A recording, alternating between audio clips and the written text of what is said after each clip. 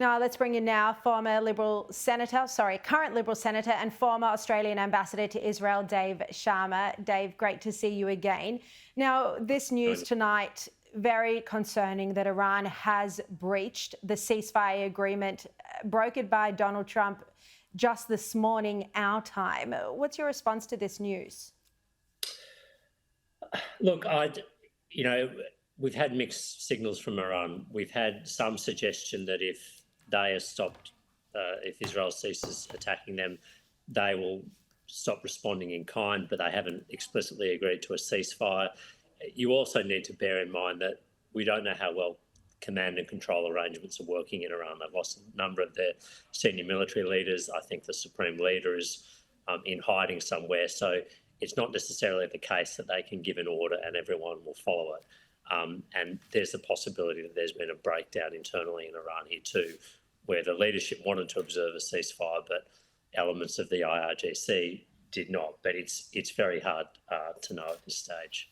That's a really interesting point that I haven't heard made yet, but that is fascinating that it might have been a different group or different officials, military officials, not under the control of the IRGC. I also want to ask you about the significance overnight of Israel destroying the gates of Evin prison and also the destruction of the so-called Israel clock in Tehran. Well, I think what this is intended to do is send a signal to Iran that if they don't cease their responses, then the next set of Israeli targets are political or institutional in nature, no longer going to be just limited to military installations. And Evin prison is a particularly potent symbol. I mean, Evin prison is where political detainees and hostages are held and mistreated. An Australian citizen, Kylie Moore-Gilbert, was held there for a number of years. And I know this is, it's a place that has resonance with human rights activists and people who fight for freedom around the world. So I think this was intended to send a message by Israel to Iran that if they don't cease their continued missile attacks against civilian areas, it should be made clear they are targeting civilian areas in Israel, including hospitals, including mosques and synagogues, then Israel will accelerate, if you like, or escalate the sort of things they're targeting. Just in terms of the broader vision for the region that we've heard expressed for many years by the Israeli Prime Minister Netanyahu, he's keen to have an expansion of the Abraham Accords, work in partnership with Donald Trump to achieve that.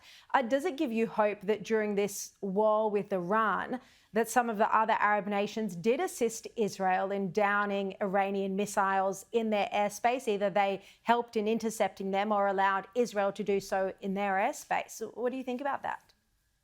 Well, I think, look, one of these unspoken truths in the Middle East is that most or all, in fact, of Iran's neighbours are concerned about its nuclear weapons program, its ballistic missile activities, its support to terrorist groups, often in their own countries, and the fact that its destabilising activities have hurt their own countries and their own people. So many Arab Gulf states, while they will not say this publicly, will be quietly pleased that Iran's ambitions have been humbled.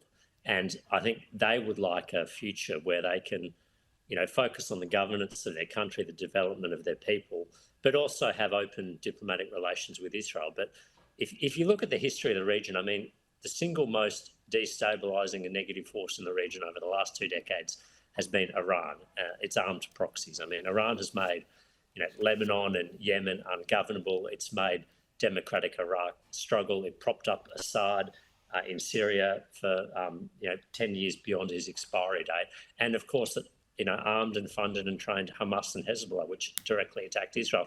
None of those things would have been happening without Iran and its very aggressive regional policy, its ambition to be the regional hegemon. And with an Iran that is at least weakened, the rest of the region can breathe a sigh of relief. Indeed. All right, Dave Sharma, really appreciate your time once again on this very newsy night. Thank you so much for joining me.